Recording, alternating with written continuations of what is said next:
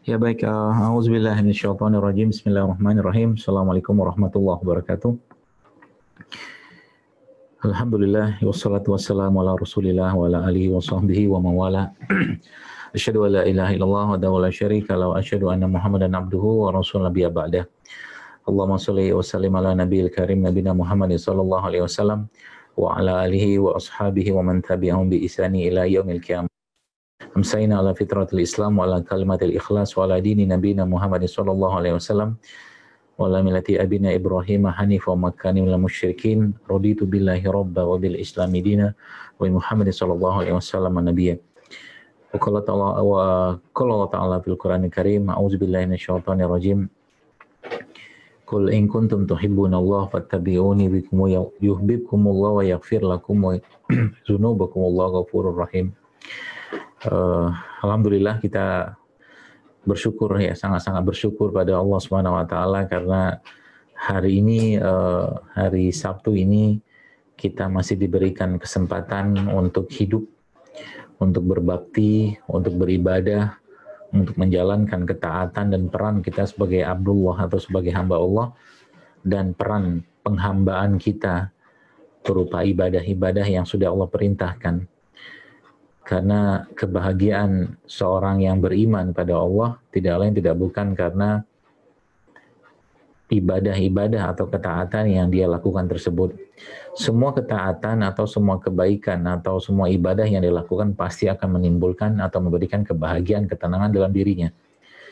Demikian juga semua pelanggaran dari itu semua, mulai dari pelanggaran yang kecil sampai yang besar, maka pasti akan menimbulkan kecemasan atau was-was. Dan hal ini semua pastinya sudah dijelaskan oleh baginda Nabi alaihissalam.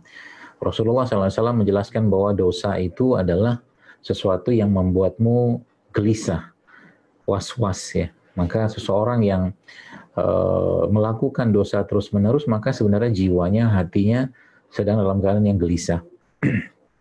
Maka kalau kita bicara tentang pola-pola kesehatan yang Rasulullah sampaikan ya, pastinya sesuai dengan tema hari ini yang alhamdulillah saya mengucapkan jazakumullah khair kepada Bapak Ibu sekalian yang mengundang saya ke majelis ini, dan mudah-mudahan apa yang saya sampaikan ini juga bermanfaat dan bisa diterapkan ya, Masya Allah, dan sudah diantarkan oleh Bapak moderator tadi, alhamdulillah barakallahu fiik. Mudah-mudahan apa yang saya sampaikan ini bisa menjadi semacam solusi lah ya, untuk kita di saat mungkin bukan hanya COVID atau mungkin bukan hanya sekedar wabah seperti ini, karena sebenarnya penyakit-penyakit yang jauh lebih berbahaya, lebih besar resikonya itu lebih banyak di luar sana yang mungkin kita tidak menyadarin ya, tidak menyadarin itu.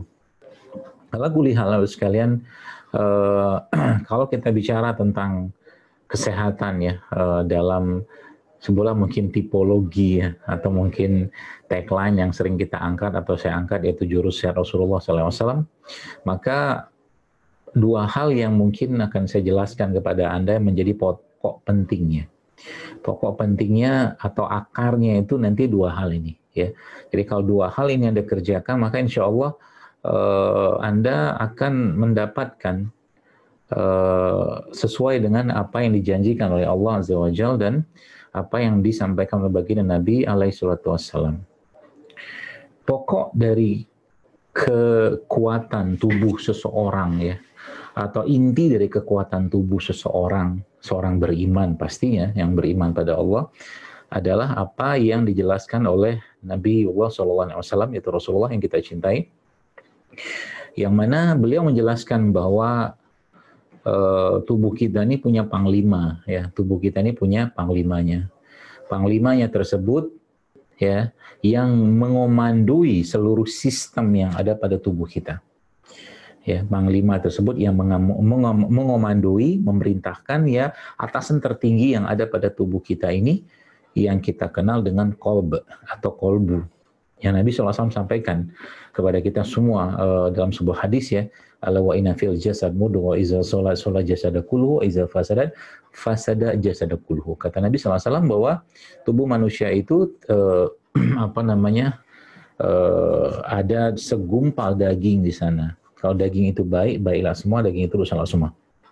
Kita akan bahas nanti sekalian, mudah-mudahan Allah mudahkan dan semoga Allah cukupkan waktunya sampai nanti bagaimana hal-hal yang ada di depan saya seperti ini ya.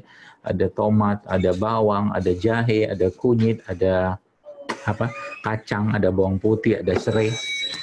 Itu sebenarnya dia berefek ke tubuh kita baik secara fisik ataupun non fisik. Ya, mungkin Anda tidak percaya, ya. Tapi pernah saya bertemu dengan beberapa peruqyah, ya. Nanti ini ada penjelasannya nanti insya Allah.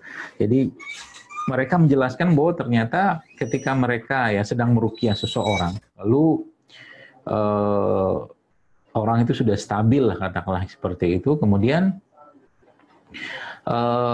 setelah diruqyah sudah tenang ya Bapak sekalian, itu subhanallah ya wanita tadi atau pasien tadi gitu kan akhirnya diberikan minuman dari yang bahannya itu kurma dan tempe. Oke, catat ya, kurma dan tempe. Diberikan kurma dan tempe. Lalu jadi ada kan kalau Anda lihat postingan saya itu tentang kurma dan tempe itu banyak sekali ya. Ya. Jadi setelah diminumkan atau diberikan minuman bahan bakunya kurma dan tempe tadi itu, subhanallah, wanita tadi bereaksi Bapak sekalian seperti halnya saat dia diruqyah. Jadi wanita tadi bereaksi seperti halnya saat dia diruqyah. Kebayang ya? Jadi tadi udah tenang nih, dia setelah diruqyah tiba-tiba bereaksi dia. Bereaksinya itu seperti saat dia diruqyah. Jadi sempat saya bertanya kepada kepada teman-teman peruqyah itu kira-kira kesimpulannya apa menurut mereka kata. Karena saya juga nggak paham karena nggak lihat nggak di situ kan. Jadi mereka bilang bahwa jin itu yang nggak suka dengan makanan sehat, nah itulah. Paham ya? Jadi jin itu nggak suka dengan makanan sehat.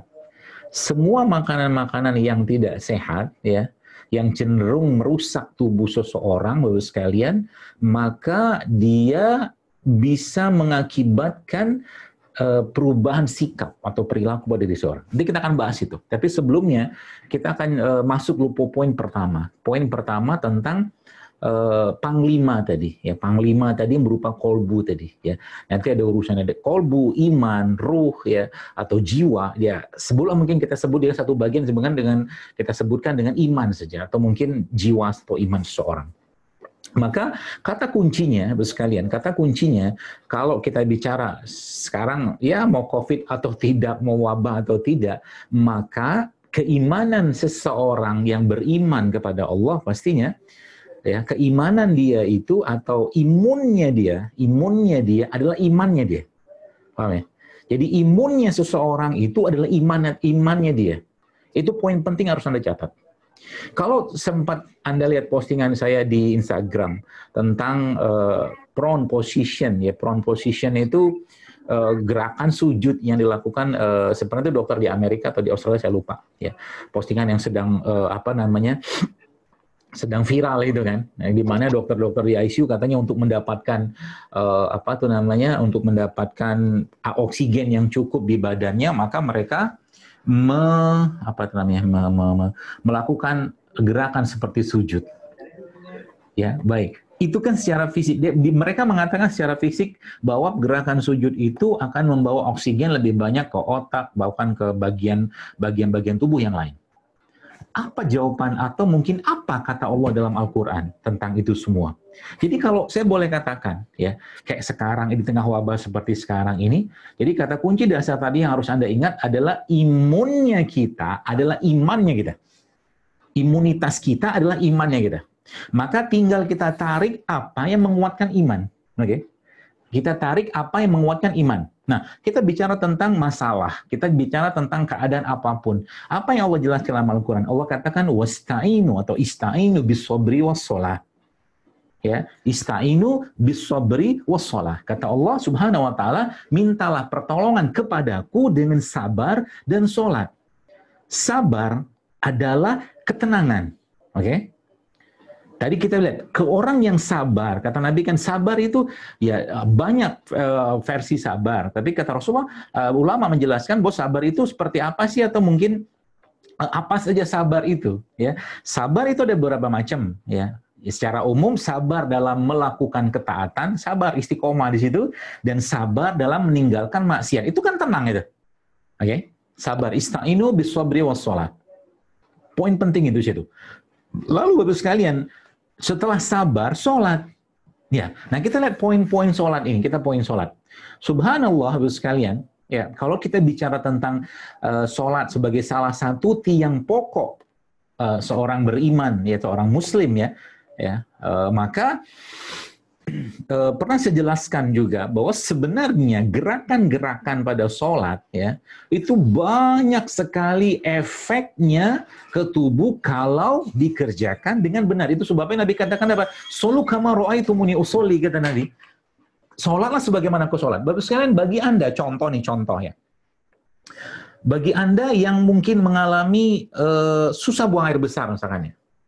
Bapak Ibu pernah bayangkan ya, saya tidak membandingkan bukan, tapi maksud saya gini, gerakan-gerakan sholat itu kalau Anda perhatikan ya, seperti seperti gerakan sujud. Ya, gerakan sujud itu, ya kalau orang sujud seperti ini ya, orang sujud seperti ini itu kan sebenarnya ada tekanan, jadi sujudnya begini, kemudian kaki kita kan dirapatkan di belakang dua kayak begini, ini itunya kakinya ya, kemudian dengkul kan dirapatkan. Bapak Ibu paham kalau Anda mengerjakan gerakan seperti itu, kaki atau dengkul bagian depan itu dirapatkan, kemudian kaki di belakang dirapatkan juga, tangan dilebarkan, maka pasti akan ada tekanan, ya, tekanan pada daerah perut kita, ya, Masya Allah kan nanti. Makanya saya bilang kalau seandainya ya kita ngerjakan sholat itu benar-benar sesuai dengan caranya Nabi, keringetan kita Pak Bu. Mulai dari takbiratul ihramnya, rukunya, sujudnya, itidalnya, tahiyatnya, subhanallah. Ya. Jadi saya katakan tadi, kita kembali ke jadi premis umumnya apa yang kita dapatkan di sini? Premis umumnya adalah kalau mau meningkatkan keimanan, ya, atau mau meningkatkan imun kan, menggunakan metode iman, ya. Jadi kalau mau meningkatkan imun menggunakan metode iman, maka naikkan standar atau naikkan hal-hal yang berhubungan dengan ibadah yang kita bisa kerjakan. Karena semua ibadah, semua syariat dalam Islam meningkatkan imunitas. Tapi kita tidak melakukannya untuk meningkatkan imun, kita melakukannya karena kewajiban. Kita melakukannya karena ketaatan. Kita melakukannya karena perintah. Efek sampingnya, seorang yang melakukan itu dengan benar, dengan baik, pasti sehat. Itu poin dasarnya, Ibu sekalian. Itu poin dasarnya. Masya Allah, tabarakallah, Ibu sekalian, kalau kita bicara tentang rukun Islam. Rukun Islam apa saja sih? Ada sholat, ada syahadat, ya, ada puasa, ada haji, ada zakat. Ya, 5 rukun Islam, Ibu sekalian. Kita lihat, hampir sebagian besar di situ ibadah fisik loh. Puasa, sholat. Ya, sholat sudah dijelaskan. Kita mungkin belum pernah mikir, kenapa atau apa hikmah Allah perintahkan kita sholat subuh. Apa hikmahnya, katakanlah terus Nabi katakan jangan tidur habis subuh. Apa hikmahnya Nabi memerintahkan lagi jangan tidur habis maghrib. Apa hikmahnya lagi kenapa ada sholat zuhur. Apa hikmahnya ada sholat asar. Apa hikmahnya ada sholat isya. Apa hikmahnya ada sholat zuhur. Itu semuanya menyesuaikan dengan frekuensi bumi, ya, gelombangnya bumi dan manusia yang tinggal di bumi tadi. Makanya orang-orang yang sudah terbiasa sholat tepat waktu, orang-orang yang sudah terbiasa sholat, terus sekali katakanlah sholat gitu kan, ketika dia tidak melakukan ketaatan tadi, maka pasti dirinya akan cemas, was-was, takut, gelisah, nggak enak. Anda yang biasa baca Quran katakanlah satu hari, misalkan 1 juz atau mungkin 1 halaman atau berapapun yang istiqomah, coba nggak usah kerjakan sehari. Tiba-tiba Anda merasa kok kayaknya ada yang hilang dalam hidup saya. Itulah iman. Oke, jadi kalau boleh saya katakan syariat dalam agama kita yang mulia ini, Bapak sekalian, ya, itu semuanya menyehatkan. Kurang sehat apa? Saya pernah bilang, kurang sehat apa? Orang-orang yang katakanlah Masya Allah melakukan sholat tahajud. Tahajud itu ada saya baca satu buku dikarang seorang dokter anti-aging di Jepang. Dia cerita begini, dia bilang growth hormone itu, ya, growth hormone itu mulai memuncak emang tengah malam. Ya, jam 10, jam 12 something seperti itulah. Jadi Masya Allah, jadi kalau kita lihat memang tadi balik-baliknya, apa yang dikerjakan Nabi itu semuanya menyehatkan. Ya. Tapi lagi-lagi saya sampaikan, kita tidak mengerjakannya untuk sehat. Jadi pernah saya bilang, orang-orang yang lagi, misalkan maaf, lagi kena penyakit-penyakit kanker, gitu kan, penyakit-penyakit degeneratif. Bahkan saya pernah bilang, katakanlah, rumah sakit Islam itu bukan cuma sekedar slogan rumah sakit Islam. Fa'iza maritu fahuwa yashfin, gitu kan, slogan itu bukan. Tapi rumah sakit Islam itu, katakanlah kita bicara secara umum saja ya. Maka rumah sakit Islam itu adalah rumah sakit yang menerapkan konsep-konsep peribadatan yang dicontohkan oleh Nabi kita alaihi salatu wassalam. Mau sehat kayak gimana orang yang kena stroke, kena jantung, habis subuh dia tidur. Maka perawatnya katakanlah atau orang yang merawat pasien-pasien seperti itu, bangunkan mereka. Nah, kalau ada regulasinya sih ya. Bangunkan pasien-pasien tadi untuk sholat malam. Subuh katakanlah jam 4:30 ya, bangunkan mereka jam 4 atau 3:30 gitu kan, sehingga nanti perawatnya sehat, tenaga kesehatannya sehat, dan pasien pun ikut-ikut sehat, ya. Seperti itu. Jadi iman, ya, kata kunci dasar pertama adalah iman. Tingkatkan iman. Jadi kalau kayak sekarang, pernah saya bilang solusi-solusi langit ya, mungkin dalam bentuk keimanan yang perlu kita tingkatkan dalam keadaan COVID seperti ini sangat banyak, sangat banyak. Cuma kita belum tahu atau mungkin belum dapat ilham atau hidayah untuk itu. Ya, contoh sodako. Ya, sodako salah satunya. Nabi menjelaskan bahwa sodako atau sedekah itu bisa mencegah bencana bagi diri seseorang. Ya, apa susahnya Anda atau mungkin kita pagi-pagi habis sholat subuh ambil handphone, ya, lalu Anda m-banking, mobile banking atau internet banking, atau kalau nggak keluar rumah Anda untuk bersedekah. Kenapa? Karena waktu pagi adalah waktu di mana malaikat mendoakan orang-orang yang bersedekah di pagi hari. Gampang kan? Setiap pagi kayak begitu. Ya, dan sedekah yang kita kerjakan itu subhanallah sekalian, efeknya itu panjangnya luar biasa. Ya, itu kan kebaikan. Jadi yang biasa mungkin sedekahnya ya katakanlah misalkan 10.000, 50.000, naikin sedekahnya di era atau di masa seperti wabah kayak sekarang dan minta kepada Allah. Ya, itu bahasa saya solusi langit. Yang kedua apa, misalkan ibadah-ibadah bisa Anda tingkatkan. Contoh sholat duha. Sholat duha biasanya 2 rakaat, 4 rakaat, naikin jadi 12 rakaat, misalkan kayak begitu. Dan kalau sudah dinaikin, Anda bisa naikin lagi kualitas ibadah. Tadi contoh mungkin Anda lagi sholat duha, pakai Quran di depan, Quran gede, sambil sholat duha Anda baca Quran. Bisa kan? Bisa, betul sekalian. Masya Allah. Dan itu cara meningkatkan imun. Emang Al-Quran bisa meningkatkan imun? Wah, Bapak Ibu sekalian, Masya Allah. Janji Allah dalam Al-Quran, apa? Allah menceritakan atau berfirman dalam Al-Quran. Allah mengatakan seperti ini. A'udzubillahiminasyaitonirrajim. Wa nunazzilu minal Qur'an ma huwa syifa wa rahmatul lil mu'minin wa la yazidu zolimina illa khosara, kata Allah. Dan Allah sudah jelaskan dalam Al-Quran bahwa dalam Al-Qurannya bahwa Al-Quran itu syifa. Kata-kata syifa ini, bos sekalian, nggak banyak disebutkan oleh Allah dalam Al-Quran. Tapi salah satunya, ya, kalau kita bicara syifa, itu ada madu juga syifa. Ya, itu adalah Al-Quran itu disebutkan sebagai syifa. Jadi bukan cuma sekedar dia menyehatkan, dia menyembuhkan. Nah gitu loh. Subhanallah kan. Jadi semakin kita paham, oh ini cerita. Jadi akhirnya pakai sekarang, saya nggak habis pikir ya. Begitu luar biasanya orang dengan virus ini, dengan wabah ini parno luar biasa. Udah parno mas sekarang menurut saya sih gitu kan. Apa ditakutkan? Waspada perlu, ikhtiar perlu, tapi nggak perlu juga berlebihan. Ya, karena yang pakai masker katakanlah terus kena virus ini ada nggak? Ada juga, gitu kan. Yang nggak pakai masker ada nggak? Bukan itu poinnya, tapi poin yang saya mau jelaskan adalah bahwa yang namanya ajal bila masa pun tetap akan kena atau mungkin mendatangi seseorang. Tapi tawakal dengan ikhtiar tetap perlu kita jalankan. Ya, sebatas katakanlah tidak berlebihan juga, gitu loh. Seperti itu. Ya, kayak tadi pagi saya telepon-teleponan dengan seorang sahabat saya, dia di Pekanbaru. Pekanbaru kan juga lagi ini nih, Masya Allah ya, lagi zona hitam ya Pekanbaru nih sekarang ini. Saya telepon-teleponan sama dia itu, dia cekikik aja gitu kan. Ya, dia isolasi mandiri, tapi dia pergi ke kebun gitu kan. Pergi ke kebun ya, nanam apa segala macam ya. Dan badannya secara itu fisiknya fit lah gitu kan. Coba dan saya berikan beberapa masukan saran kepada beliau. dan happy-happy aja gitu kan. Dia bilang apa yang mau ditakutkan gitu kan? Ya, apa yang mau ditakutkan? Ya, karena toh ya kalau memang ajalnya tiba tetap akan mendatangi kita, ya, tidak bisa kita sembunyi.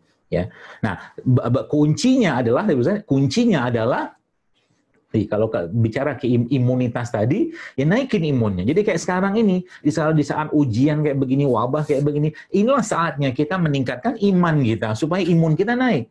Sholat malam jangan putus, ya, baca Quran yang benar, sedekah dibanyakin, berbuat baik dibanyakin, silaturahim, segala macam kebaikan yang kita kerjakan itu nanti akan menjaga imunitas kita. Seperti itu. Jadi kalau sudah kita memahami ini semua, sekarang maka insya Allah akan selesai wabah ini. Apalagi kalau Anda yang menyaksikan video ini atau acara ini gitu kan. Ketika mendengar ini ya mulai memperbaiki ibadah, mulai menaikkan amal ibadah, mulai katakanlah kualitasnya, kuantitasnya yang bisa dinaikkan. Ya, maka otomatis penduduk negeri ini jadi banyak yang soleh dan soleha. Kalau udah kayak begitu, nanti Allah akan turunkan rahmatnya, Allah akan selesaikan ini dengan caranya. Ya, gampang kan gampang. Maka jangan jangan kita menomorduakan ikhtiar langit ini, boskan. Jangan. Ya, saya katakan wallahi demi Allah saya katakan, kalau seandainya kita menggunakan Al-Qur'an saja ya untuk menguatkan tubuh kita sudah cukup, Bapak sekalian. Tapi masalahnya Al-Qur'an itu bukan nggak bisa masuk. Ya, nggak banyak memberikan vibrasi atau getaran ke badan kita. Saya katakan lagi, apalagi, wallahi saya katakan, kalau Anda pakai air Zam-Zam, Zam-Zam kata Nabi apa? Zam-Zam lima syuribalah. Zam-Zam itu sesuai dengan apa yang diniatkan oleh orang minumnya. Banyak orang minum Zam-Zam ya untuk sehat segala macam. Ulama-ulama zaman dulu, bahkan Umar bin Khattab radhiyallahu anhu mengatakan dalam sebuah asar, dia meminum air Zam-Zam, niatnya apa? Ya Allah, semoga dengan air Zam-Zam yang aku minum ini, engkau hilangkan dahagaku di padang mahsyar. Coba, minum Zam-Zam. Jadi minumnya sekarang, minta nanti tuh. Imam Syafi'i meminum air Zam-Zam, minta dimudahkan untuk menghafal Al-Quran. Ya, jadi kalau ini yang saya bilang, coba kita perbaiki iman sehingga nanti apa? Itu gampang sebenarnya. Nanti baru kita bicara di imunnya ya, seperti itu. Ya, jadi Zam-Zam segala macam ya, sholat, wudu, ya, subhanallah. Itulah sebenarnya cara kita meningkatkan imun ya. Bagi orang-orang beriman, sekalian itu mudahnya tuh kayak begitu. Ya, mudahnya gitu. Jadi Allah mempermudah itu semua. Ya, permudah. Apa-apa yang dijelaskan oleh Allah dalam Al-Qur'an, dijelaskan oleh Nabi kita sallallahu alaihi wasallam dalam hadis-hadis yang mulia dari beliau, kita praktekkan saja. Tadi cerita tentang puasa, kayak sekarang ini mungkin kalau boleh saya katakan, saatnya umat Islam memperbanyak puasa sunnah. Apa ada hubungan puasa dengan imunitas? Waduh Bu, Pak, banyak banget. Banyak banget penjelasan dari ilmuwan kalau kita bicara tentang research-nya ya, atau mungkin penelitiannya. Banyak sekali penelitian yang menjelaskan tentang hubungan antara puasa dan imunitas seseorang. Banyak. Ya. Jadi puasa itu salah satu cara, metode. Kan itu bagian dari rukun Islam. Tapi lagi-lagi saya sampaikan, kita melakukannya bukan untuk sehat. Kita melakukannya untuk taat. Ya, kita melakukannya karena ketaatan dan kewajiban kita kepada Allah Azza wa Jalla, dan petunjuk dari baginda Nabi alaihi salatu wassalam. Jadi itu ya, poin pertamanya iman. Jadi kalau sekarang bahasanya, jadi ada kata kunci pertama kolbu, ya kolbu, iman, jiwa, ya ruh kita ini kasih makanan terus. Ya, kasih makanan dia terus dengan kebaikan-kebaikan. Ya, nah baru kita masuk yang kedua, imun, ya, imun secara fisik, gitu kan? Imun secara fisik. Maka kalau bicara imun secara fisik, ya terlalu luas kita akan pembahasannya. Tapi kalau saya pribadi mencoba mengkerucutkan pembahasan ini ya menjadi poin-poin pentingnya saja. Lalu sekalian, para ilmuwan memang sudah menjelaskan bahwa imunitas ya 80 atau 70% imunitas kita itu letaknya atau berada di pencernaan atau di usus ya. Pencernaan ya. Jadi kalau ususnya bagus ya, pencernaannya bagus, maka langsung secara tidak langsung otomatis imunitasnya pasti akan baik. Ya. Maka ada pedoman di situ nanti kalau kita bicara tentang apa yang kita makan. Jadi kalau bicara tentang bagaimana meningkatkan imunitas itu ya banyak, mau berjemur juga bisa, pakai mineral, zinc katanya juga bisa, pakai inilah segalanya bisa. Tapi kalau saya mengambil yang paling gede gitu kan. Nah, paling gede ini adalah dengan menggunakan atau kita mengaktifasi yang ada pada pencernaan kita. Ya, jadi 80% imunitas kita itu sumbernya atau dibuat sistem atau mungkin sel-sel imun itu di usus kita atau di pencernaan. Ya. Pertanyaannya, bagaimana cara menjaga mereka? Nah, gitu lah. Bagaimana cara agar mereka tetap stabil, tetap baik, tetap kuat sehingga tubuh kita itu tidak lemah, ya? Maka jawabannya, ambillah atau makanlah apa-apa yang dijelaskan oleh Allah dalam Al-Quran dan dijelaskan oleh baginda Nabi alaihi salatu wassalam. Itu poin pentingnya. Ya, jadi kalau mau meningkatkan imun, benerin perutnya.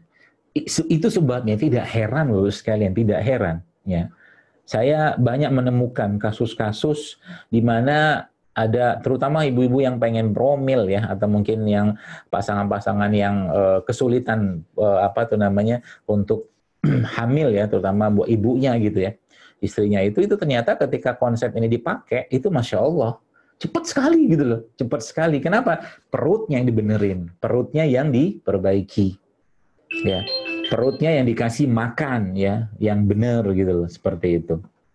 Nah, jadi makanan-makanan yang menguatkan si perut ini itu, ya, perut kita atau pencernaan kita, which is itu yang nanti akan menguatkan sistem imun kita itu yang saya sebut dengan bahasa saya produk ciptaan Allah, gitu kan, produk ciptaan Allah.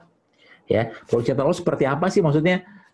Ya bahasa gampangnya gini lah, dia mendapat sinar matahari, tumbuh di tanah, mendapat nutrisi yang baik dari tanah, kemudian tidak banyak pengolahan di situ, ya, dapat air yang cukup dan tidak menggunakan pestisida atau bahan-bahan kimia sintetik. Saya kemarin mendapatkan sebuah postingan lah gitu kan, itu menjelaskan tentang penurunan kadar penurunan kadar kalsium atau magnesium atau apa gitu pada banyak sayuran yang dimana pada tahun sekian dengan dibandingkan dengan tahun sekian itu penurunannya bisa sampai 20-30%, bahkan sampai 40%. Kenapa? Karena terlalu banyaknya bahan kimia di sana. Ya, belum lagi kita bicara pengolahan di situ ya. Belum lagi kita bicara pengolahan. Ya, pengolahan yang akhirnya membuat makanan-makanan tadi banyak sekali berkurang zat-zat gizinya di situ.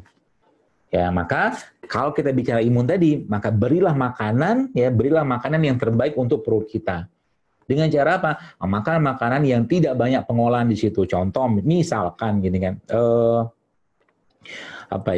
kalau kita bicara, saya kemarin tuh di rumah atau lagi pas belanja gitu kan, saya pengen gitu beli susu gitu kan. Akhirnya saya belilah susu almond ya. Susu almond saya beli dalam kemasan gitu kan. Terus saya lihat di situ kan, kalau sudah dikemas pasti akan ada bahan-bahan tambahan pangan sintetik di sana gitu kan. Dan almondnya masih utuh di kulkas saya belum mau minum gitu kan, ya segala macam, apalagi tuh almondnya impor ya. Nah, beda dengan cerita kalau Anda ambil almond kayak begini gitu kan, kacang almond kayak begini, Bapak sekalian, kemudian Anda blender gitu, kasih air, hancurin, jadikan susu, disaring, kasih kurma sedikit, nah itu jauh lebih powerful, jauh lebih sehat buat badan Anda. Itu saya maksud tadi. Paham ya? Jadi kalau sudah ngerti pola kayak begini, tadi kan bersih-bersih nih, ya kita bicara ada puasa ya tadi, kemudian tubuhnya dibersihkan ya dengan amal ibadah segala macam tadi itu, dan kembali ke imunitas. Maka kata kunci pertama kalau kita bicara tentang apa yang kita makan, kan sudah saya jelaskan tuh biasa di banyak kajian. Yang pertama tentunya harus halal, yang kedua harus thayyib. Ya, bagi saya gitu kan, kalau bicara almond kayak begini ya, bagi saya ya mungkin Anda punya pemahaman nggak apa-apa. Kalau bagi saya misalkan almond kayak begini, Anda beli gitu kan, lalu Anda blender segala macam, lalu Anda saring, kasih madu katakanlah atau campurin sama kurma, terus Anda minum sudah manis kayak begitu, ini yang thayyib kayak begini. Kalau sudah dalam kemasan, kalau buat saya nggak thayyib.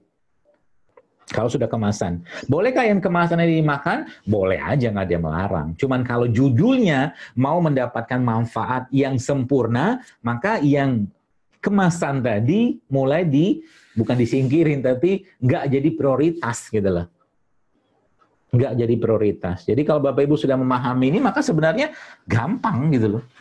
Semakin banyak produk-produk asli ini yang masuk ke badan kita, maka semakin tubuh bisa memperbaiki dirinya sendiri. Contoh, mungkin kalau Anda yang pernah baca, tahu Dr. Mark Hyman dari Amerika itu, kemudian ada juga Michael Greger, seingat saya itu dia cerita bahwa ternyata kacang almond saja, kita bicara kacang ya secara umum ya, itu kacang almond saja ketika orang merutinkan makan kacang almond, dia nyebutnya dalam bukunya itu How Not to Die gitu kan, itu disebutkan 7 butir saja kacang almond tiap hari sudah melindungi jantung Anda, karena lemak yang baik ada pada kacang ini. Gitu loh. Jadi semakin kita sekalian memahami apa-apa yang dikandung di mereka ini, maka sebenarnya ya Indonesia ini kalau penduduknya ya mengoptimalkan apa yang ada pada negeri ini dan apa yang Allah ciptakan, Bapak Ibu sekalian, saya yakin Indonesia ini akan jadi negara yang sangat-sangat sehat. Ya, kunyit berlimpah di negeri kita, jahe berlimpah, bawang, tomat, rempah, rimpang kayak begini gini kan, banyak banget di sini. Ya, nggak heran ya, saya itu nggak heran banyak testimoni yang masuk ke saya itu ketika mereka mulai mengoptimalkan, memperbaiki badan mereka, mereka nggak makan lagi yang sekedar cuman yang masuk di lidah mereka, senang di lidah, tapi bagi badan itu berat dicerna. Akhirnya yang terjadi apa yang terjadi sekalian? Tubuhnya mulai recovery sendiri. Kan kita sudah sering dengar tubuh adalah dokter yang terbaik. Dan menariknya, semua makanan-makanan kayak begini, ya mungkin sadar tidak, saya tes gitu kan di postingan saya katakan, Bapak Ibu sekalian, terutama ibu-ibu nih saya bilang gitu kan, Anda setelah makan makanan kayak begini, apakah mood Anda berubah? Mereka katakan iya.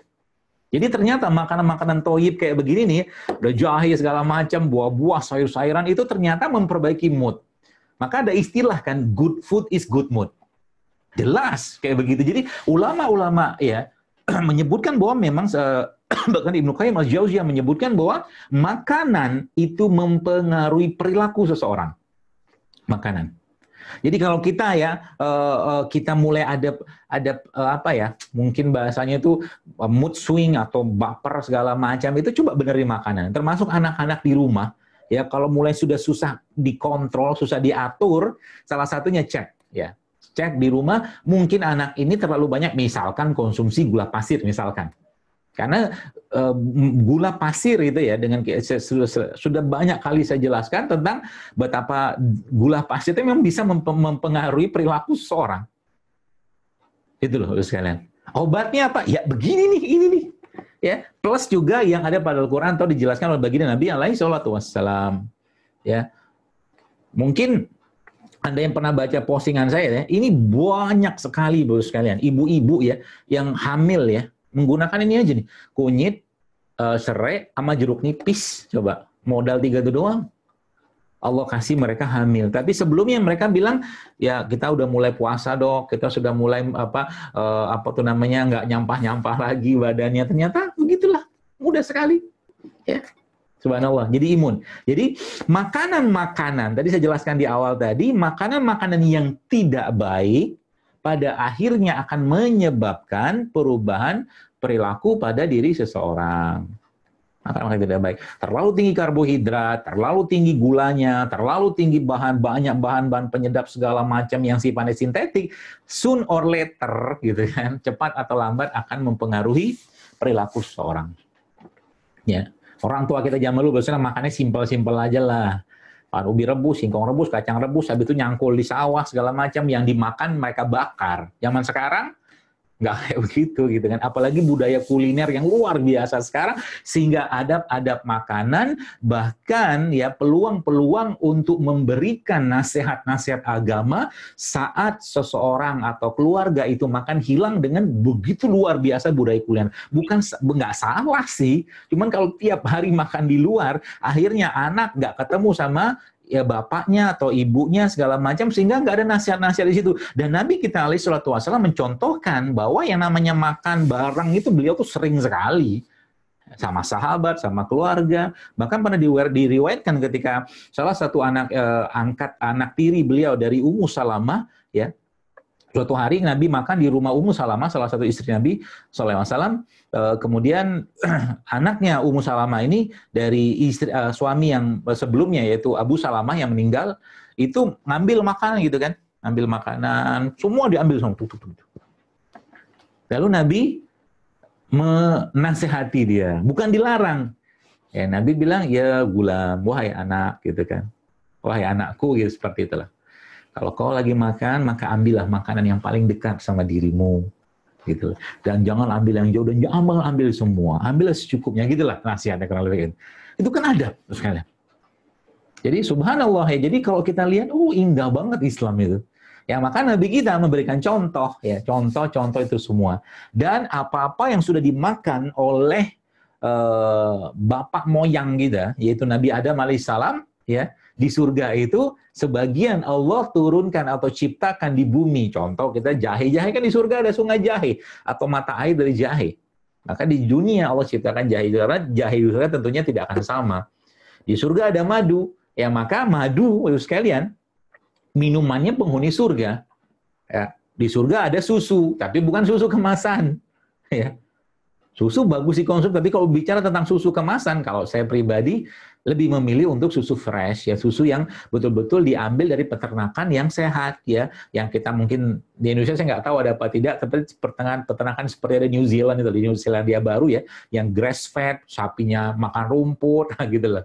Kenapa? Karena kalau sudah masuk berbagai bahan-bahan yang digunakan untuk memperbanyak susu sapinya, ya, dengan hormon segala macam, otomatis susunya juga akan penuh dengan hormon. Ya, seperti itulah. Ya, jadi lagi-lagi saya sampaikan, jadi imunitas kita itu dikuatkan dengan cara apa? Tadi pencernaannya. Nah, yang kedua, makanan buat pencernaan yang terbaik itu yang halal thayyib. Dan ada juga kita mengetahui bahwa dalam tubuh kita ini kan penuh dengan bakteri. Kalau Bapak Ibu baca penelitian-penelitiannya atau mungkin pandangan pendapat para imam, memang tubuh kita itu isinya triliunan bakteri. Ya, maka subhanallah caranya lah kasih makan bakteri tadi atau kita supply bakteri tadi dari luar yang kita kenal dengan fermented food atau probiotik gitu kan, probiotik. Jadi makanan-makanan probiotik atau minuman probiotik yang sudah fermentasi tapi tidak ada alkohol tentunya, itu yang terbaik, bukan terbaik, sangat baik untuk menjaga imunitas kita di saat seperti sekarang ini. Ya, termasuk dalam keadaan wabah seperti ini, saya banyak sarankan teman-teman juga untuk mengkonsumsi probiotik. Nah, isi probiotik itu apa? Kuman, kan, kuman baik. Ya, itu sebabnya, ya, jangan musuhi kuman. Jadi saya lihat ada satu iklan gitu kan, iklan sabun lah gitu kan, silakan. Mari kita dukung Indonesia perang melawan kuman. Saya ketawa aja gitu. Nah, kenapa saya ketawa? Lah, tubuh kita isinya kuman semua kok. Di tangan ada kuman. Ya. Di muka semua bagian tubuh kita ada kuman semua, subhanallah. Ya, di vagina, maaf, di jalur lahir wanita itu ada kuman, laki-laki juga, semua ada kuman. Nah, sekarang mau dimusuhin, marahlah mereka. Itu sebabnya pernah saya sampaikan bahwa jangan musuhi mereka, dan kalau bahasa di buku saya itu bersilaturahimlah dengan mereka, gitu loh. Ya, sehingga anak-anak, ya, kalau kayak saya gitu, anak-anak lagi pas kita di tempat yang bertanah-tanahan, saya sudah suruh buka mereka alas kaki mereka, sandal sepatu mereka, dah lari-larian situ bertanah-tanah lah. Kalau apalagi kalau Anda punya sawah gitu kan, anak-anak udah main sawah aja. Kenalan, karena di Harvard, saya itu pernah ada riset juga bahwa ternyata anak-anak yang hyper hygiene, ya, terlalu bersih badannya itu ternyata mempunyai imunitas yang jauh lebih rendah daripada anak-anak yang ya normal hygiene lah. Ya, makanya jangan semua ditelan-telan iklannya gitu kan. Semua cuci pakai sabun yang semua kuman 99,99% kumannya mati, bla bla bla bla gitulah. Ya, jaga kumannya. Ya, jaga kuman di sini. Di sini kita dijaga. Dan makanan terbaik buat kuman-kuman tadi itu ya memang kurma, madu, air kelapa, ya kayak begini nih makanan-makanan mereka semua, ya. Jadi ada seorang dokter di di New York, ya, Amerika, dokter Hiromi, kuman baik, kuman netral. Pak sering mangkul untuk itu. Ya, kuman baik, kuman netral, kuman jahat. Jadi yang paling berperan itu justru malah kuman netral. Jadi kuman netral itu bisa menjadi kuman baik atau kuman jahat tergantung apa yang dimakan. Jadi kalau yang dimakan yang sehat-sehat, yang baik-baik, maka kuman baiknya ini akan kuman netral tadi akan berubah menjadi kuman baik. Menguatkan sistem imun. Seperti itu. Dan banyak yang melemahkan sistem imun. Bagi ya termasuk obat-obatan jika terlalu over ya terlalu banyak dikonsumsi juga melemahkan sistem imun. Ya, dan kalau sudah sistem imun kita atau imunitas kita sudah mulai menurun atau tidak seimbang, maka dia pasti akan memberikan tanda. Contohnya apa? Ya, contohnya gini. Biasanya sih ya, kalau saya bertemu dengan ibu-ibu atau mbak-mbak yang berdok, apa saran dokter herbal gitu kan terapi untuk kista atau tumor ya tumor inilah tumor itu segala macam. Sebelum dia ngomong itu, saya tanya dulu ke mereka. Sebelum Anda kena ini, menstruasi Anda bermasalah nggak? Iya. Iya itu berupa apa? Waktunya memanjang, nyerinya berlebihan, jumlah darah yang keluar berlebihan. Dan juga biasanya ditandai dengan bau yang tidak sedap di daerah kewanitaannya itu kan asam itu kan tidak seimbang, asam berlebihan seperti itu. Sebenarnya dia asam di situ, cuma sudah kalau terlalu asam sekalian maka dia bukan dalam keadaan seimbang dan bisa ya bukan memicu lagi itu salah satu faktor predisposisi terjadinya kanker segala macam seperti itu. Jadi begitu ya kurang lebih gambaran kayak begitu. Jadi pesan pentingnya apa kalau mungkin simpulan sederhananya untuk bicara imunitas ini maka ya sederhananya gini lah. Coba Bapak Ibu atau Ibu sekalian mulai biasakan untuk satu hari itu ya, one prebiotik, one probiotik. Oke, one prebiotik, satu prebiotik, satu probiotik. Prebiotik itu apa ya? Kurma ini prebiotik. Ya. Kemudian ya sayur-sayur buah itu secara umum dia prebiotik. Kemudian kayak alpukat, sayur itu kan buah itu juga prebiotik. Kemudian satu lagi yang probiotiknya apa? Ya apapun ya bentuk cairan, fermentasi gitu kan. Ya tape, tempe itu kan probiotik sebenarnya kan. Fermented gitu kan. Seperti itu. Jadi itu caranya. Jadi ada iman, ada imun. Jadi apa yang baik yang masuk ke badan kita tentunya dengan halal dan thayyib ya akan menguatkan imun kita tentunya. Tapi syarat yang terakhir harus dipenuhi yaitu apa? La tusrifu kata Allah. Wa kulu wasrubu la tusrifu. Jangan berlebihan. Kurma sehat, madu sehat, tapi kita minum makan berlebihan pasti akan menimbulkan masalah di badan. Saya kira mungkin cukup Bapak moderator, saya kembalikan lagi. Masih ada waktu beberapa menit ke depan ya untuk mungkin kalau ada yang tanya jawab. Terima kasih dan saya mengucapkan ahlan wa sahlan juga kepada Ibu Nur Asia Uno seperti tadi hadir yang menyaksikan atau mengikuti acara ini. Terima kasih atas undangannya, semoga bermanfaat. Saya kembalikan lagi kepada Pak Andi. Assalamualaikum warahmatullahi wabarakatuh. Waalaikumsalam warahmatullahi wabarakatuh. Ustadz, terima kasih atas penjelasannya. Ini pertanyaannya banyak sekali. Sepertinya jamaah di sini tuh fans beratnya Ustadz Zaidul Akbar ini. Ya, saya bacakan satu persatu ya. Moga-moga waktunya nyampe.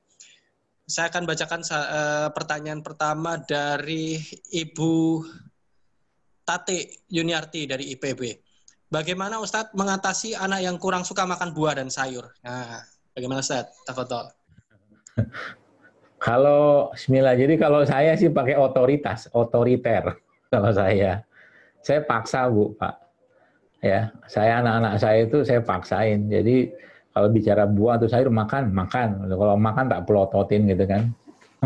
Dan ternyata it works gitu kan. Ternyata berhasil. Jadi minimal ada sayur atau buah-buahan yang bisa masuk ke tubuh mereka yang kita sebagai orang tua harus dipaksain. Madu anak saya itu dari awal kecil ya kalau dia batuk pilek atau apa gitu saya buka kapsul habatus sauda itu saya masukin dalam mangkok kecil atau gelas kecil saya campurin madu saya gojrokin ke mulutnya habis itu suruh minum dia. Ya, jadi kita paksain. Memang kalau bicara tentang paksa itu yang pertama. Yang kedua fasilitasi di rumah dengan cara ya Anda perbanyaklah sayur dan buah-buahan berbagai macam warna, berbagai macam rasa. Nanti lama-lama mereka kepo juga gitu kan. dan ngerti dengan rasa itu. Kayak tadi pagi saya kemarin iseng gitu kan, bukan iseng, pas lagi di supermarket lihat ada kiwi gitu kan, ada kiwi kiwi ya. Bukan saya penggemar kiwi, bukan, itu kan buah impor, tapi saya kepo aja gitu, kok ada kiwi warna merah gitu kan. Kiwi warna merah, dia judulnya red kiwi gitu kan. Saya belilah ada 4-5 butir gitu kan, 5 buah gitu. Lihat tadi pagi saya makan gitu. Kemudian saya cobain ke anaknya, ada kiwi nih, enak, manis, saya bilang gitu kan. Dia coba, asam, dia nggak suka. Tapi rasa itu sudah masuk ke mulutnya dia. Karena emang buahnya kan ada, disiapin sama kita. Ya, kemudian tadi pagi juga saya dekat rumah saya itu ada yang jual kueni ya. Kueni itu nggak tahu bahasa kampung sini apa. Kueni apa? Kue. Bukan kueni buah mangga yang wangi itu loh. Enggak, Dok. Hah? Mangga Indramayu, Ustaz. Bukan mangga Indramayu, malah jauh. Mangga ini mangga wangi itu loh. Mangga macan. Mangga macan. Iya, mangga kueni ada, Dok, memang. Mangga kueni ya, ini moderator nggak paham. Banyak mangga kueni. Bam ya. Bukan mangga kueni, bilang aja mangga kueni. Kueni betul. Iya, mangga kueni namanya. Kuini. Hah? Kuini deh, Dok. Iya deh, pokoknya itulah. Enggak bacang kayaknya, Dok. Bukan bacang mah lain lagi. Kayak gitu. Bacang beda. Pokoknya kueni aja, mangga kueni saya. Kuini. Ya pokoknya itulah, nanti coba cari lah, pokoknya wangi tuh mangga. Jadi subhanallah saya wangi-wangi gitu ya. kan. Saya udah makan 2 tuh kueni, saya kasih sama anak saya gitu kan, seperti itulah. Jadi memang kebiasaan di kulkas saya pun memang biasa saya penuhin tuh kalau beli sekali. Kayak jeruk Pontianak tuh belinya 10 kilo, terus saya bikin jus sendiri gitu loh. Gini Pak, Bu, Masya Allah. Saya kadang-kadang dengar teman-teman yang jual buah itu mereka datang ke Keramat Jati itu, aduh, mesake gitu kalau bahasa Jawanya gitu ya. Itu buah kan turah-turah, dibuang-buang, padahal itu kalau dikelola ya, menggunakan saya pernah ajarkan tuh caranya, ekoenzim, plastik enzim, itu jadi probiotik semua loh misalnya. Baik dagingnya, baik buahnya. Daripada buah dibuang pakai traktor, subhanallah kan? Jadi buah-buahan itu sudah, nanti coba baca di postingan saya gitu ya, tentang bikin ekoenzim sama klasik enzim. Itu kan probiotik gitu. Pakai dagingnya, pakai kulitnya. Jadi dagingnya nanti bisa dibikin buat campuran cuci piring, cuci lantai, segala macam. Sabun pun kita bisa campur pakai itu bakteri, itu bakteri baik. Ya, seperti itu ya Ibu yang bertanya, kalau saya. Seperti itu. Jadi, dan tadi, prinsip otoriternya Anda pakai di rumah. Ya, otoriter. Terbaik. Itu Pak Moderator. Baik Ustadz. Ya, ini pertanyaan banyak banget ini Ustadz nih. Moga-moga kejawab semua nih Ustadz ya, atau dijawabnya singkat-singkat. Pertanyaan. Iya, soalnya kan maghrib ini ya, cemburu ntar sama maghrib. Dari Ibu Dita Dadia, pertanyaannya adalah Bismillah. Ustadz, jenis habat apa yang terbaik, bubuk atau minyak? Jazakallah khair. Oh, habatus sauda. Habatus sauda. Sebenarnya dua-duanya sih baik sih ya, dua-duanya sih baik. Cuman kalau Anda ingin mendapatkan konsentrasi ya dari bahan-bahan bahan-bahan ya mineral yang ada pada habatus sauda itu memang lebih bagusnya makan atau minum minyak ya. Lebih bagusnya minum minyak. Jadi kalau saya dengan badan saya kayak begini ya, jadi habatus sauda itu misalkan kalau 1 kapsul 500 mg itu kan kandungannya kecil-kecil sekali sebenarnya. Jadi kalau saya biasanya minum habatus sauda itu sehari bisa 15 kapsul kalau saya. Dengan badan saya kayak begini gitu kan, gede gitu kan.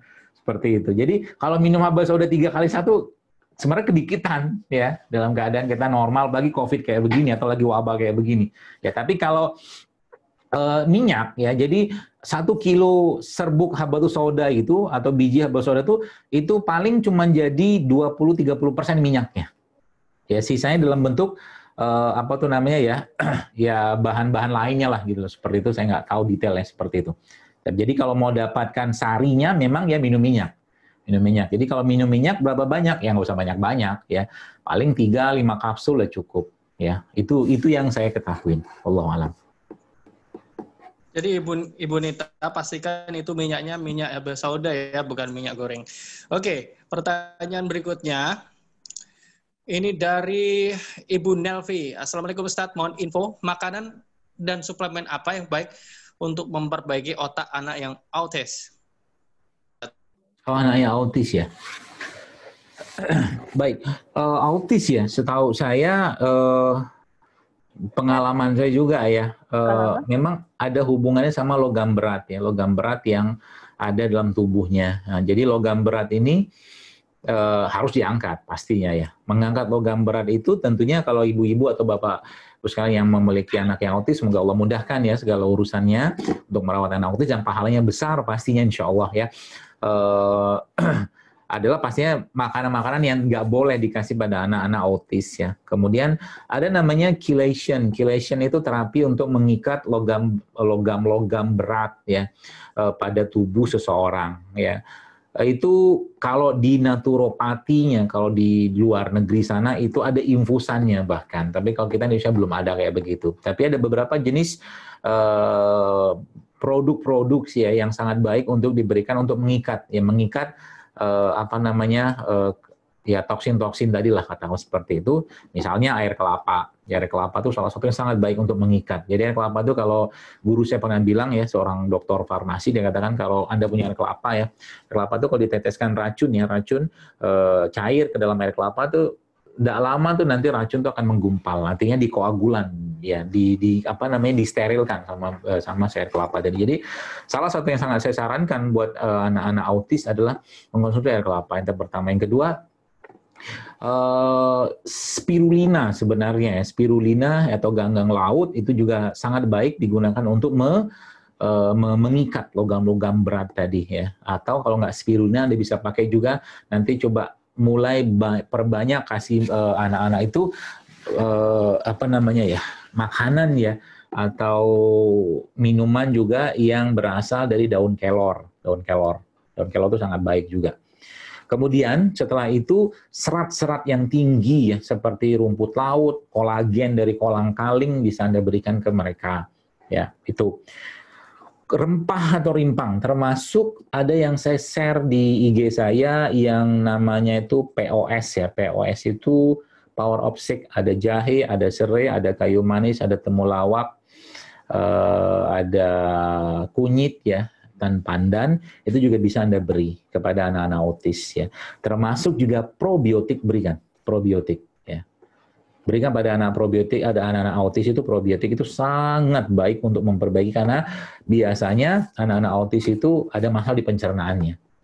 Kemudian selanjutnya kalau diceritakan panjang minta ampun nih. Kemudian rutinkan untuk berbekam dan diruqyah kalau memungkinkan.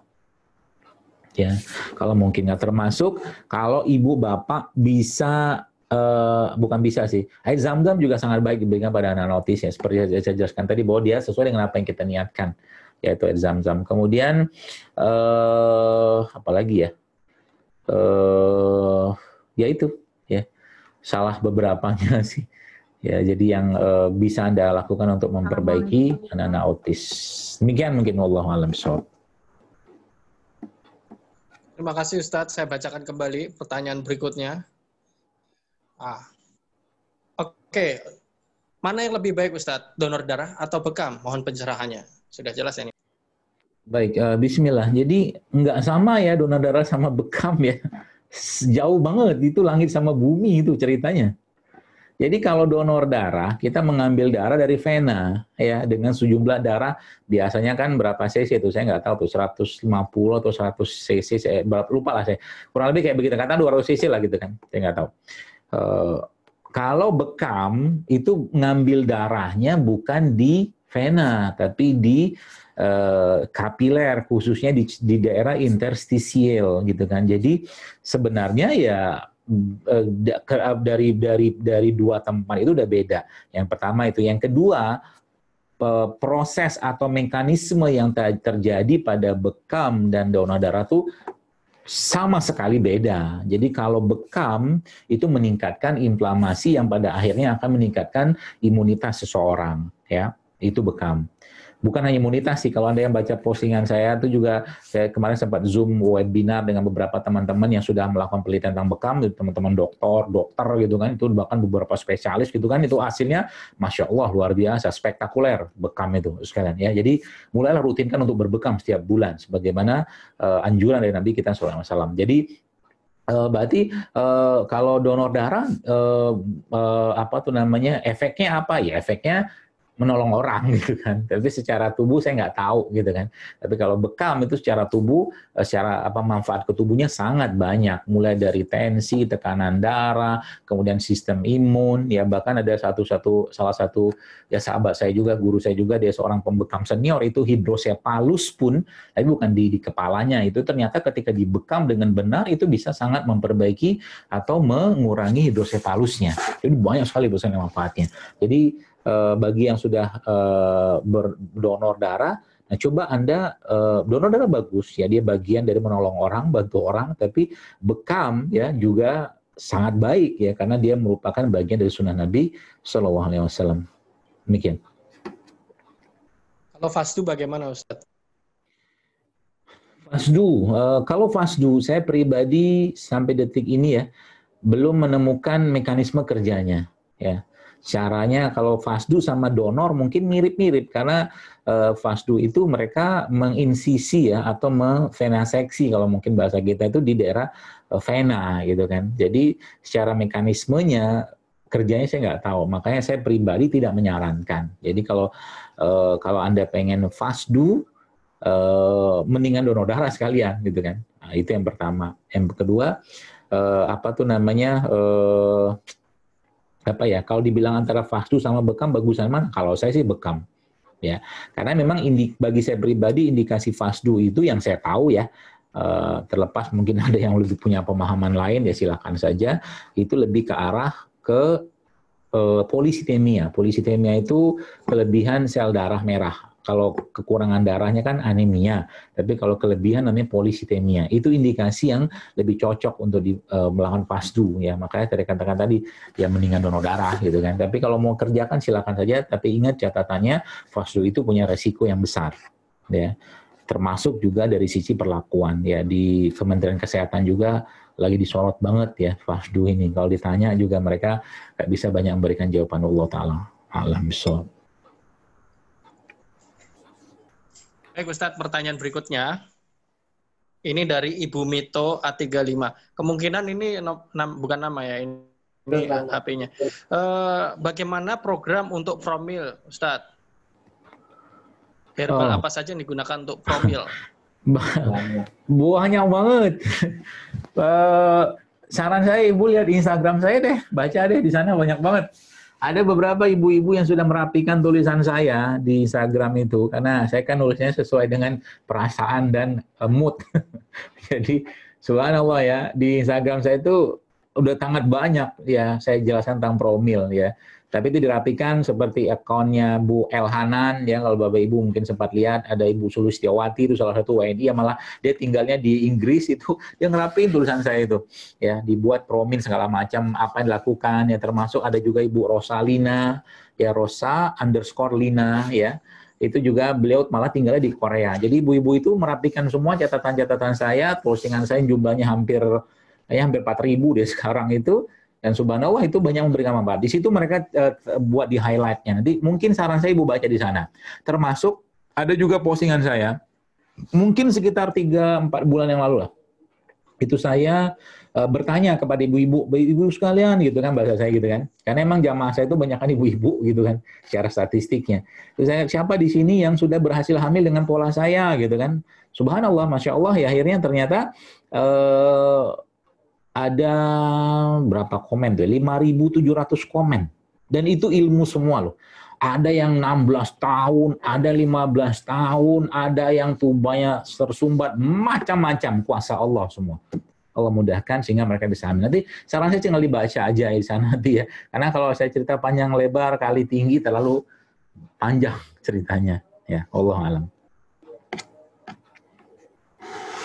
Pertanyaan berikutnya Ustadz, dari Ibu Nuki Ustadz. Beliau bertanya tentang Himalayan salt. beberapa artikel menyatakan bahwa mengandung kandungan merkuri ataupun senyawa karsinogen lainnya. Nah, ini Ustadz, kebetulan saya juga pakainya Himalayan salt karena saya autoimun hipertiroid, jadi nggak bisa pakai iodium. Nah, ini bagaimana Ustadz tentang klaim tersebut Ustadz? Himalayan salt apakah mengandung karsinogen? Wallahualam sih, saya pribadi tidak tahu sih ya. Kalau bicara tentang karsinogen itu sebenarnya di luar itu pun udah banyak karsinogen yang ada di tempat kita gitu kan. Dan dokter-dokter di luar negeri pun ya, kalau Anda yang baca atau mungkin mengikuti dokter-dokter naturopati di Amerika, di Eropa, di mana-mana tuh semuanya mereka pakai Himalayan salt. Mungkin perkaranya adalah kalau seandainya mungkin pengolahan atau tempatnya apa segala macam gitu kan, itu yang membuat akhirnya muncul mungkin logam berat di sana ya. Tapi kalau kita bicara ya sebenarnya bicara logam berat mah di kosmetik juga banyak Pak. Kosmetik itu banyak banget logam beratnya. Sekitar kita ini udah berlimpah logam berat. Ya bahkan sadar tidak sadar kalau kita bicara tentang gorengan saja, ya gorengan yang dimakan orang tiap hari yang pakai bungkusan, pakai kertas yang ada tintanya itu kan ada pelumbum, ada timbal itu. Ya belum lagi cerita plastik loh ini. Belum lagi cerita tentang styrofoam segala macam. Banyak sekali kita bicara tentang sesuatu yang orang Indonesia pun nggak banyak minum atau makan itu. Nah sekarang masalahnya kalau kita pakai garam refinasi pun, ya garam refinasi kalau saya pribadi nggak mau gitu kan. Saya maunya garam non refinasi. Ya, dan sekarang cari garam non refinasi dari mana gitu kan? Ada sih garam-garam gunung, garam-garam laut yang tidak direfinasi itu ada. Ya, tapi nggak banyak orang tahu tentang itu. Dan garam Himalaya ini salah satu yang saya pahami ya, yang saya tahu juga merupakan salah satu garam yang sehat, garam yang baik. Dan memang kita butuh garam, ya, butuh garam. Ya seperti itu. Jadi kalau mungkin ada klaim-klaim seperti itu, ya mungkin perlu dicari tahu dulu dia ngambil sumber dari mana, ya mungkin perlu ditanya juga, ya itu garam Himalaya yang mana segala macam, ya kita nggak tahu dan jangan samakan semua juga, gitu kan. Jadi kalau mau realnya juga udah cek aja mah, bawa ke lab dicek, gitu kan. Kalau mau mau membuktikan langsung, gitu kan. Tapi kalau memang betul-betul dia diambil dari sumber yang benar, gitu kan, dan tidak banyak pengolahannya, saya kira mungkin nggak sampailah muncul logam berat. Mungkin seperti itu, wallahu alam. Baik, kelebihan iodium juga berbahaya ya Ustadz ya? Oh iya, banyak sih kelebihan semua kelebihan itu mah berbahaya lah. Baik Ustadz, ada pertanyaan dari Ibu Anissa Ulfa. Assalamualaikum dokter, anak saya didiagnosa memiliki penyakit mitochondria disease. Apa herbal yang baik untuk sakit seperti itu? Penyakit apa? Mitochondria disease. Iya, berarti selnya tidak bisa ini ya, tidak bisa bereplika ya. Mitochondria disease. Wallahu alam, saya belum pernah menanganinya sih ya. Saya nanti harus tanya dulu, konsul dulu ke beberapa guru-guru saya tentang itu. Ya, karena juga saya nggak tahu keluhannya ini penyakit juga agak-agak jarang kan. Dan emang kalau adab dalam ilmu ya kalau nggak tahu bilang nggak tahu. Saya emang belum tahu tentang itu. Nanti mungkin saya akan cari tahu. Ya, Insya Allah. Baik, pertanyaan berikutnya Ustadz. Ini ini tentang tahu dan tempe. Dari Ibu Santi Lestari. Bismillah, Ustadz, benarkah tempe tahu dan kacang-kacangan tidak boleh dikonsumsi untuk pengidap asam urat?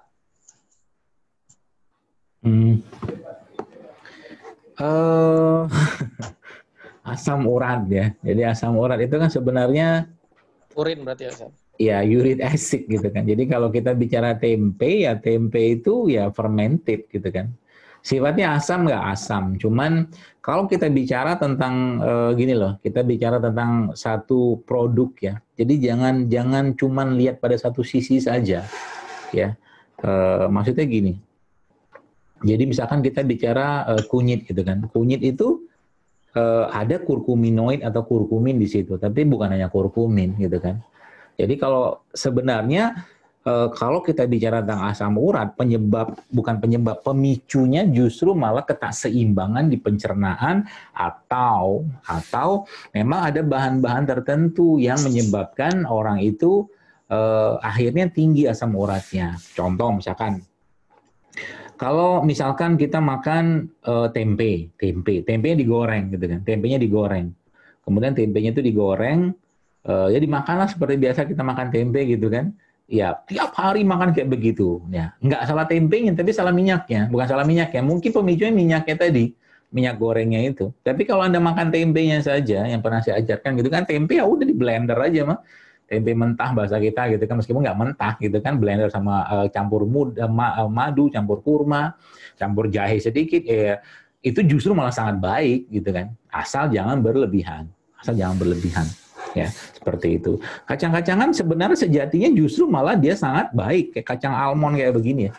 Ya, setahu saya, pengalaman saya pribadi pun nggak sampai menyebabkan asam urat kayak begitu gitu kan. Asal makannya tidak berlebihan. Ya balik-balik ada apa namanya ya, ibarat kata mah pembawanya di situ. Kayak mungkin kita bicara kacang tanah gitu kan, kacang tanah digoreng atau mungkin kacang-kacang yang digoreng apa segala macam digoreng kan asam ke badan. Tepung-tepung yang digoreng, tepungnya itu sudah asam sebenarnya. Ya, jadi dalam keadaan mungkin Bapak Ibu sekalian yang masih atau mungkin tinggi asam uratnya, ya sudah jangan dikonsumsi dulu ya buat amannya gitu kan. Dan Anda mulai perbanyak puasa, ya minum air putih yang lebih banyak, kemudian rimpang-rimpangan yang hangat seperti jahe, ya, kapulaga, serai, lengkuas gitu kan. Itu insya Allah kan sangat membantu memperbaiki metabolisme, karena asam urat itu keseimbangan kan sebenarnya kan. Uric acid dalam tubuh kita ada, kita butuhkan asam urat itu. Tapi kalau udah berlebihan, nah dia perlu diturunkan. Ya. Tinggal nanti Anda cari bahan-bahannya, tadi saya bilang salah satunya ya, itu juga insya Allah akan menurunkan kembali. Ya. Dan bahan-bahan yang sifatnya membentuk asam, ya itu ya di stop atau dikurangi lah. Insya Allah akan membantu. Wallahu a'lam. Baik, pertanyaan berikutnya dari Ibu Nana. Assalamualaikum Pak Ustadz. Saya mau bertanya mengenai makanan probiotik kimchi. Kimchi dari Korea ya. Saya beli kimchi dan di kemasannya ada tulisannya alkohol 0,0141%. Apakah alkohol ini timbul karena proses fermentasi dan apakah ini halal untuk dikonsumsi? 0,0141% Ustadz. Ya, baik. Baik, bismillah. Jadi kalau secara dalil yang namanya alkohol ya haram, mau dia 1%, 0, sekian persen tetap haram. Namun sebenarnya proses fermentasi itu dia memerlukan waktu ya, memerlukan waktu yang akhirnya mengubah alkohol menjadi asetat. Jadi proses fermentasi pada suatu produk sekalian biasanya itu membutuhkan 3 sampai 6 bulan. Nah, proses itu akan mengubah alkohol, ya kalau Anda yang baca postingan saya tentang ekoenzim, plastik enzim itu, atau termasuk juga bikin kimchi juga sudah saya posting juga, itu sebenarnya ya yang diubah sama mereka itu alkohol menjadi asetat, alkohol menjadi asetat, tapi itu butuh waktu 3 bulan sampai 6 bulan. Nah, besar kemungkinannya ya kalau saya pribadi menduga ya, itu alkohol yang muncul di situ tuh atau ada di situ tuh adalah alkohol yang digunakan untuk mengawetkan mungkin, besar kemungkinan. Tapi kalau kimchi betulan, saya beli juga di beberapa supermarket sudah mulai ada yang jual kimchi yang ada logo halal MUI-nya, ya ada logo halalnya itu saya beli dan tidak ada alkohol di situ. Ya mereka biasanya kemasannya atau mungkin kemasannya ya itu dibuat vakum sehingga mereka lama tahannya. Dan sebenarnya makanan fermentasi itu semakin lama semakin bagus asal penyimpanannya benar. Ya jadi kalau Anda yang mulai belajar fermentasi itu nanti semua bisa difermentasi. Ya, semua bisa difermentasi dan bisa bikin sendiri kok. Ya, jadi kalau ada kimchi kayak begitu itu saran saya jangan dikonsumsi. Ya, termasuk juga kalau Anda beli cuka apel. Cuka apel itu ada cuka apel yang dalam prosesnya menggunakan alkohol, ya, yang disebut dengan apel cider vinegar, ya. Itu jadi kalau ada tulisan apel cider vinegar, vinegar itu yang saya pahami sih ya, itu biasanya menggunakan alkohol. Jadi jangan dibeli kalau itu. Wallahu a'lam. Baik itu Bu ya. Jadi menurut Ustadz, walaupun MUI memberikan batas 0,5% alkohol itu masih boleh dimakan, cuman sebaiknya enggak. Baik, pertanyaan dari Ibu Afrida BM 400. Assalamualaikum Ustadz, apakah diet karbo itu sehat? Diet karbo. Maksudnya apa ya diet karbo ini? Diet karbo itu mengurangi makanan-makanan yang karbo, Ustadz. Ya. Baik, bismillah. Jadi kalau memutus ya atau tidak makan sama sekali, saya sih nggak setuju kalau saya. Bahan baku beberapa hormon-hormon ya itu ada karbohidrat juga, jadi tetap butuh karbohidrat. Tapi batasin dan kendalikan gitu kan. Jadi kalau Anda makan misalkan karbo-karbo yang simplek ya kayak nasi putih, gula putih, tepung gitu-gitulah. Itu Anda bisa ganti dengan karbo-karbo yang sehat dan banyak kok sekarang ya. Jadi saran kalau saya pribadi tidak menyarankan, tapi kalau Anda mau silakan. Ya memang diet karbo ini akan sangat cepat menurunkan berat badan ya. Yang sekarang tuh lagi mungkin nggak tahu sih masih tren atau tidak itu yang diet keto itu kan karbo tuh itu sama dia itu kan. Untuk jangka panjang yang saya pahami ya itu keto itu tidak bagus untuk dikerjakan. Jadi kalau Anda mau jangka panjang, lebih baik Anda menggunakan konsepnya Rasul gitu kan. Konsep Rasul itu seperti apa? Ya mungkin kalau pandangan saya mirip-mirip dengan food combining ya. Atau kalau enggak sebenarnya cara paling mudah menjaga kesehatan yang memperbanyak puasa. Memperbanyak puasa, mengurangi makan. Dan makan itu nggak usah sering-sering gitu loh. Iya betul sekali nih Ustadz. Kemarin saya waktu puasa itu berat turun 10 kilo Ustadz. Nah saya bacakan berikutnya lagi Ustadz. Ini terakhir ya, ada mau ke pertemuan lagi nih.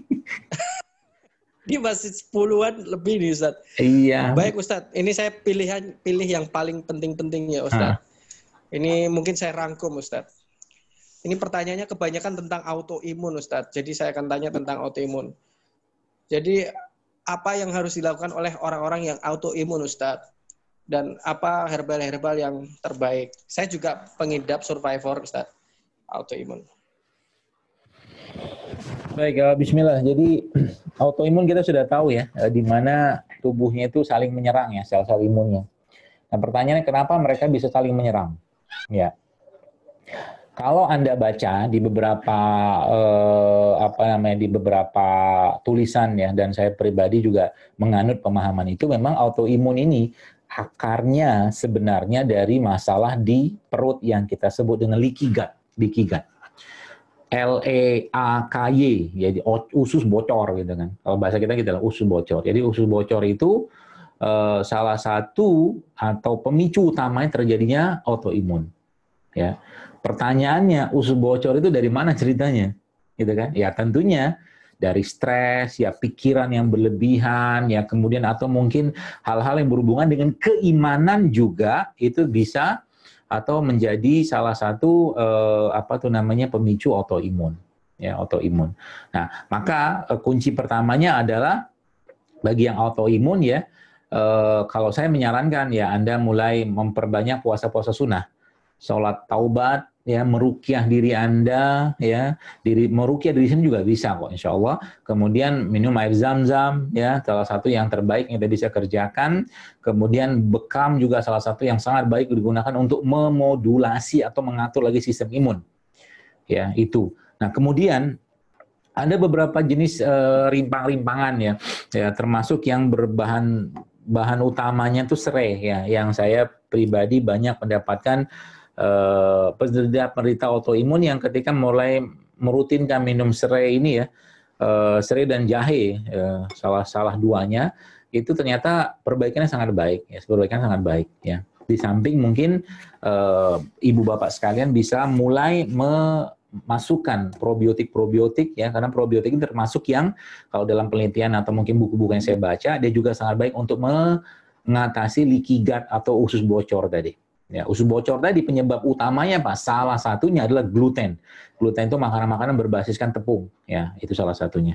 Itu yang saya pahami Ibu sekarang. Jadi insya Allah itu sangat membantu ya. Dan makanan-makanan yang biasanya memicu autoimun itu dihindari dulu, benerin perutnya, perbaiki puasa sunnah ya, makan makanan herbal-herbal yang sifatnya sudah dijelaskan dalam Al-Quran ataupun dijelaskan oleh baginda Nabi SAW, insya Allah akan membantu. Dan itu testimoni juga ada di beberapa akun yang saya sampaikan tadi, yang mereka alhamdulillah bisa survive. Termasuk juga kemarin saya ada Zoom webinar dengan salah satu Ibu Kapolres di daerah Sumatera Selatan, itu beliau juga autoimun ya, dan ternyata bisa apa namanya sangat perbaikan di tubuh beliau, yang insya Allah ya. Demikian Bapak sekalian, mohon maaf kalau ada yang kurang dari apa yang saya sampaikan. Semoga bermanfaat dan semoga bisa diterapkan, dan semoga Anda juga bisa menyampaikan ini kepada orang-orang di sekitar Anda, keluarga Anda, sehingga nanti negeri ini lebih banyak lagi yang sehat dengan mudah, dengan murah, bahkan dengan gratis, dengan apa yang sudah Allah jelaskan dalam kitabnya yang mulia dan dijelaskan oleh baginda Nabi SAW.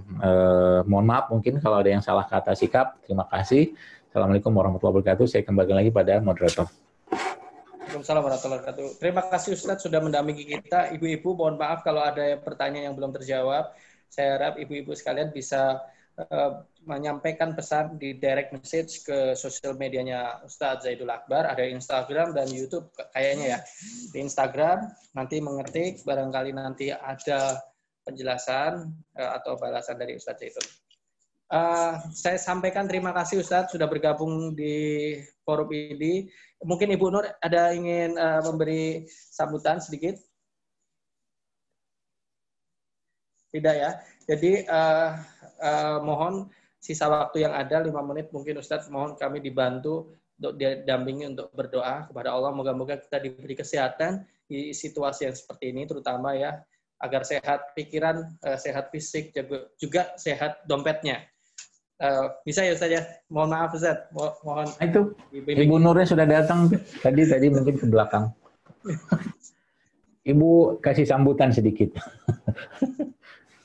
Assalamualaikum warahmatullahi wabarakatuh. Pak Ustadz Zaidul Akbar yang selalu digandrungi para mama di seluruh jagat ya, termasuk saya. Masya Allah. Terima kasih banyak Pak Ustadz untuk waktunya ya. Alhamdulillah saya dapat jadwal hari ini. Dan ibu-ibu semua pada antusias ya, karena memang apalagi dalam masa pandemi ini ya, jadi kita semuanya was-was apa yang harus kita makan yang untuk bikin imun tubuh kita. Terima kasih banyak, semoga Pak Ustadz bisa memberikan ilmu kepada semua dan kita juga bisa sehat ya di masa pandemi ini. Jangan kapok ya Pak Ustadz ya. Mudah-mudahan tidak. Ya, nanti untuk next time boleh kita undang lagi ya Pak Ustadz ya. Insya Allah, insya Allah. Ya, terima kasih banyak untuk ilmunya pada hari ini yang bermanfaat. Ya. Kami mohon Ustadz bisa membantu kita untuk dibimbing untuk berdoa. Tafadhol Ustadz. Baik, a'udzubillahi minasyaitonir rajim. Bismillahirrahmanirrahim. Alhamdulillahirabbil alamin, hamdan hamidin, hamdan syakirin, hamdan na'imin, hamdan yuwafi ni'mahu wa kafi mazida. Ya Rabbana lakal hamdu kama yanbaghi li jalali wajhikal karim wa azimi sultanik. Allahumma shalli ala Muhammad wa ala ali Muhammad. Allahumma fir lil muslimin wal muslimat wal mu'minin wal mu'minat al ahya'i minhum wal amwat innaka sami'un qaribun mujibud da'wat wa yaqdil hajat. Rabbi filan wal ikhwani alladzina sabaquna bil iman wa la taj'al fi qulubina ghillan lil ladzina amanu rabbana innaka ra'ufur rahim. Rabbana atina min ladunka rahmatan wa hayyi lana min amrina rasyada. Allahumma inna as'alukal huda wat tuqa wal afa wal ghina. Allahumma inna as'alukal huda wat tuqa wal afa wal ghina. Allahumma ya muqallibal qulubana tsabbit qulubana ala ta'atik. Allahumma ya musarrifal qulubana sarrif qulubana ala dinik. Allahumma inna nas'alukal husnal khatimah wa na'udzubika min su'il khatimah. Allahumma inna nas'alukal husnal khatimah wa na'udzubika min su'il khatimah. Rabbana la tuzigh qulubana ba'da idh hadaitana wa hab lana min ladunka rahmah innaka antal wahhab. Allahumma inna na'udzubika min ilmin la yanfa', min qalbi la yasha' wa min nafsin la tasba' wa min da'watin la yustajabu laha. Allahumma ya hayyu ya qayyum ya zal jalali wal ikram. Allahumma inna nas'aluka ridhaka wal jannah wa na'udzubika minan nar. Allahumma inna nas'aluka ridhaka wal jannah wa na'udzubika minan nar. Allahumma inna nas'aluka ridhaka wal jannah wa na'udzubika minan nar. Allahumma ya hayyu ya qayyum ya zal jalali wal ikram. Rabbana hab lana min azwajina wa zurriyyatina qurrata a'yun waj'alna lil muttaqina imama. Rabbi ij'alni muqimas sholati wa min zurriyyati rabbana wa taqabbal du'a. Allahumma ya hayyu ya qayyum ya zal jalali wal ikram. Allahumma la tada' lana zamban illa ghafarta wa la aiban illa satarta wa la hamman illa farajta wa la dainan illa qadaita wa la hajata min hawa'i dunya wal akhirah illa qadaita ya arhamar rahimin. Rabbana atina fid dunya hasanah wa fil akhirati hasanah wa qina azabannar.